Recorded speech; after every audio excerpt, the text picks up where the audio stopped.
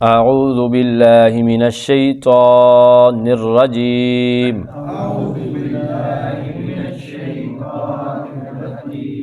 بسم اللہ الرحمن الرحیم اللہم صلی علی سیدنا و مولانا محمد وعلی آل سیدنا و مولانا محمد وبارک وسلم وصلی علیہ۔ حاضرین محترم، ناظرین اور سامعین، دورہ تفسیر القرآن پارہ نمبر 17 رکوع نمبر 7 سورہ الانبیاء آیت 96 درس قرآن کی نشست میں اللہ تعالیٰ کی توفیق کے ساتھ ہم یہاں جمع ہیں۔ اللہ تعالیٰ ہمارا بیٹھنا، سمجھنا اور سمجھانا اپنی بارگاہ میں قبول فرمائے۔ آمین۔ آج کی آیت جو آج کے درس میں شامل ہے اس کا ترجمہ سماعت فرما لیں۔ حتی یہاں تک کہ اذا جب فتحت کھول دیے جائیں گے یأجوج یاجوج و مأجوج اور ماجوج، یأجوج و مأجوج یاجوج اور ماجوج، وَهُم مِّن كُلِّ حَدَبٍ يَنسِلُونَ اور وہ ہر بلندی سے بڑی تیزی کے ساتھ نیچے اترنے لگیں گے۔ صدق اللہ مولانا العظیم۔ سب سے پہلے گزشتہ درس میں تلاوت کی گئی آیت کے ساتھ اس آیت کا ربط سمجھ لیں۔ اس آیت کے دو معنی بیان ہوئے تھے۔ ایک معنی یہ بیان ہوا تھا کہ اس دنیا میں دوبارہ آنا اس بستی کے لیے ممکن نہیں جسے ہم نے ہلاک کر دیا، یعنی اس دنیا میں دوبارہ وہ نہیں آ سکتی بستی جسے ہم نے ہلاک کر دی۔ ایک معنی یہ تھا کہ دنیا میں آنا ان کا محال ہے۔ اس آیت کا دوسرا معنی یہ تھا کہ جس بستی کو ہم نے ہلاک کر دیا اس کے لیے ناممکن ہے کہ وہ قیامت میں لوٹ کر نہ آئے، قیامت میں لوٹ کر نہ آنا اس کے لیے ناممکن ہے، وہ قیامت میں بھی ہمارے سامنے آ جائے گی۔ یہ دونوں معنی بیان ہوئے تھے۔ وہ آیت ختم ہوئی اور فوراً ماں بعد اللہ رب العزت فرماتے ہیں حتی، یعنی اس آیت کے ساتھ اس آیت کا ربط ہے۔ اس آیت کا ترجمہ اس آیت کے ترجمے کے ساتھ ذرا ملا کے سنیں۔ اللہ تعالیٰ ارشاد فرماتے ہیں وَحَرَامٌ اور ناممکن ہے عَلَىٰ قَرْيَةٍ اس بستی کے لیے اہلکناہا جسے ہم نے برباد کر دیا، انہم بے شک وہ لا یرجعون کہ اس کے باشندے پھر لوٹ کر آئیں۔ لام کو ہم نے چھوڑ دیا، اس کا معنی نہیں کیا، یعنی کہ لام زائدہ کو مانا، یعنی ان لوگوں کا جو بستی ہلاک ہو گئی ان کے لیے دنیا میں دوبارہ لوٹ کر آنا ممکن نہیں۔ اب یہاں پر اگلی آیت کا ذرا ربط دیکھیں، ترجمہ حتیٰ یہاں تک کہ اذا فتحت جب کھول دیے جائیں گے یاجوج و ماجوج، یاجوج اور ماجوج، وہم من کل حدب ینسلون اور وہ ہر بلندی سے بڑی تیزی کے ساتھ نیچے اترنے لگیں گے۔ جو پہلا معنی ہے کہ دنیا کی طرف لوٹ کر ان کا آنا ناممکن ہے، وہی معنی قرین قیاس لگتا ہے، قریب قیاس لگتا ہے کہ وہی معنی زیادہ قرین قیاس ہے۔ واللہ اعلم ورسولہ، اللہ تعالیٰ اور اس کے رسول بہتر جانتے ہیں۔ آیات کے ربط سے معلوم یہ ہوتا ہے کہ اس آیت کا یہی معنی ٹھیک ہے کہ دنیا میں دوبارہ لوٹ کر اس بستی کا آنا ناممکن ہے۔ اب آگے چلتے ہیں۔ سورہ کہف کے اندر ہم پڑھ آئے ہیں یاجوج اور ماجوج کے متعلق بڑی تفصیل کے ساتھ۔ وہاں پر ذوالقرنین رحمۃ اللہ تعالیٰ علیہ کے متعلق بھی ہم نے پڑھا، اور آج ان کا ذکر ہے کہ وہ جہاں پہ قید ہیں، جہاں پہ وہ مقید ہیں، جو دیوار حضرت ذوالقرنین نے بنائی تھی اس کے پیچھے ہیں، اور جب وہ دیوار کھل جائے گی تو وہاں سے وہ بلندی سے نیچے کی طرف اترتے ہوئے نظر آئیں گے۔ یہ قیامت کی علامات کبریٰ میں سے ہے۔ قیامت کی جو نشانیاں بیان ہوئی ہیں نا، کچھ چھوٹی علامتیں ہیں، کچھ درمیانی علامتیں ہیں اور کچھ بڑی علامتیں ہیں۔ تو نبی پاک صلی اللہ علیہ وآلہ وسلم نے قیامت کی بڑی بڑی نشانیوں میں سے یہ بھی ایک نشانی بیان فرمائی کہ یاجوج اور ماجوج کا خروج ہوگا، جیسا کہ آج کی آیت میں بھی آپ نے سماعت فرما لیا۔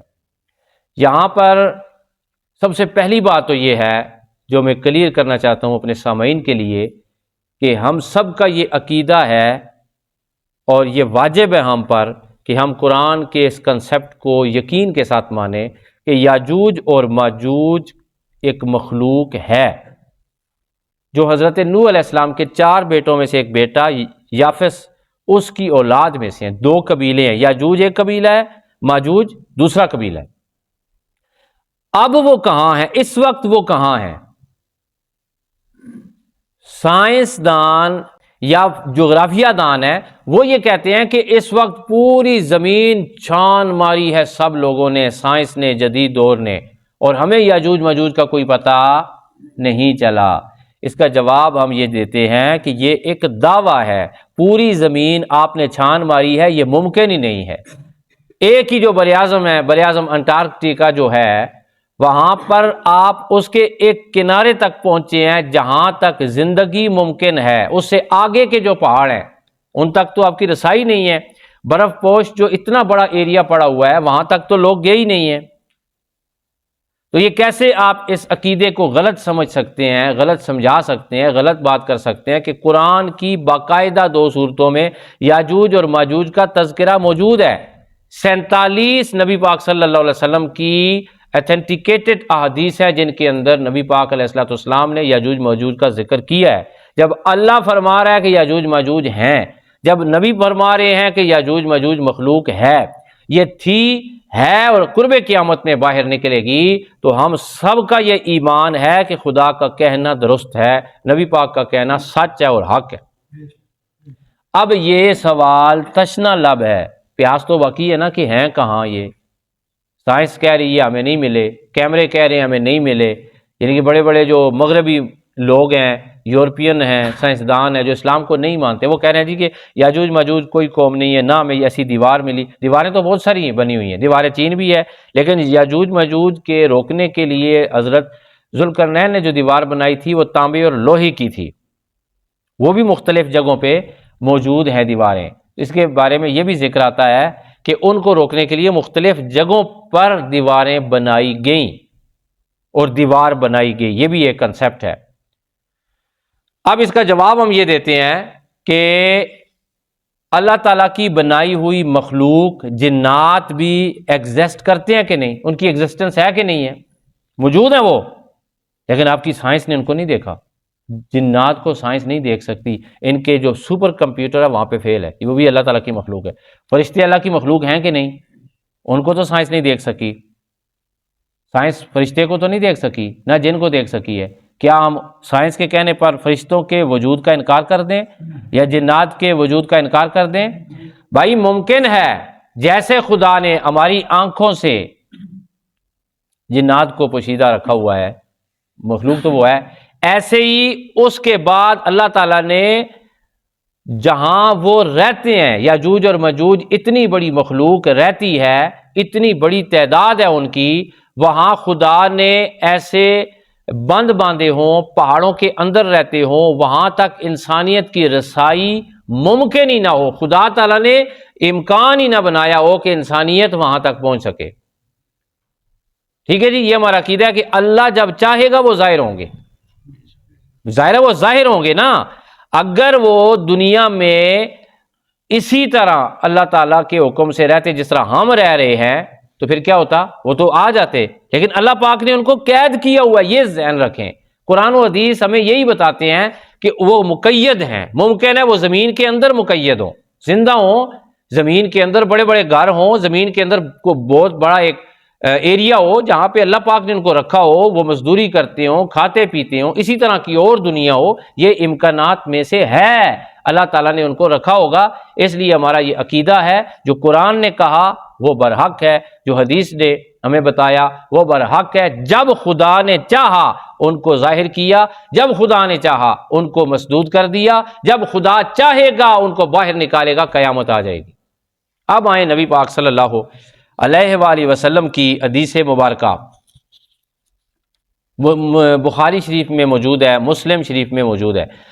ام المؤمنین حضرت زینب بنت جحش رضی اللہ تعالی عنہ ارشاد فرماتی ہیں کہ نبی پاک صلی اللہ علیہ وآلہ وسلم میرے پاس تشریف لائے اور آپ کچھ گھبرائے ہوئے تھے۔ آقا علیہ الصلوۃ والسلام نے ارشاد فرمایا کہ اللہ کے بغیر سچا معبود اور کوئی بھی نہیں ہے، اللہ کے بغیر اور سچا معبود اور کوئی بھی نہیں ہے۔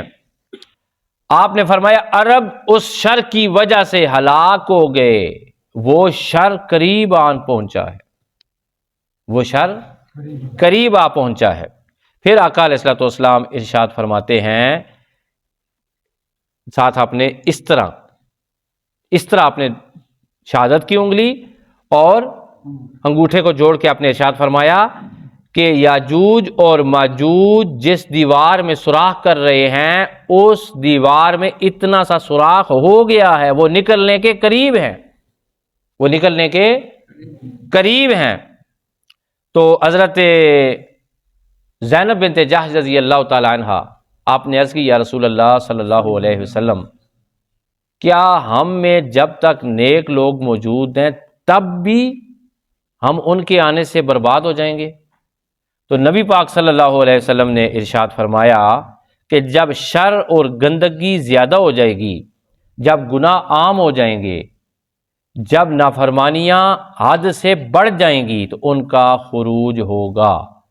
حضرت عیسیٰ علیہ السلام جس وقت نزول کریں گے، دنیا میں تشریف فرما ہوں گے، تو اللہ تعالیٰ حضرت عیسیٰ علیہ السلام پر وحی نازل فرمائے گا کہ اے عیسیٰ، وہ مخلوق جسے ہم نے پیدا کیا تھا، وہ بندے جو ہم نے پیدا کیے تھے، ان کو آج ہم نے کھول دیا ہے، اپنے پیدا کیے ہوئے بندوں کو ہم نے آج کھول دیا، آپ میں ان سے لڑنے کی طاقت نہیں ہے، آپ اپنے ماننے والوں کو لے کر کوہ طور پہ چلے جائیں۔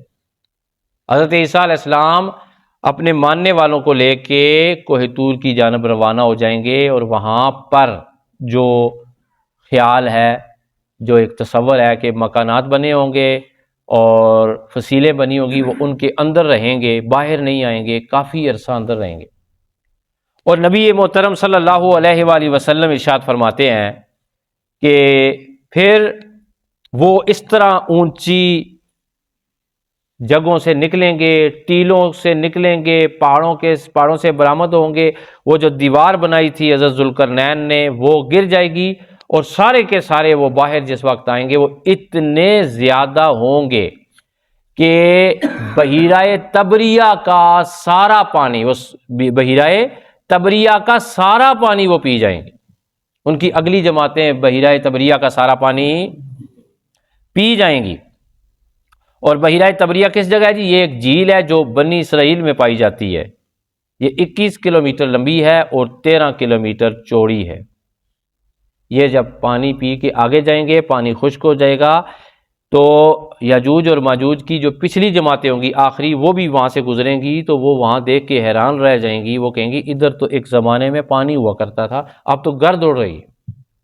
وہ جدھر سے گزریں گے تباہی مچائیں گے۔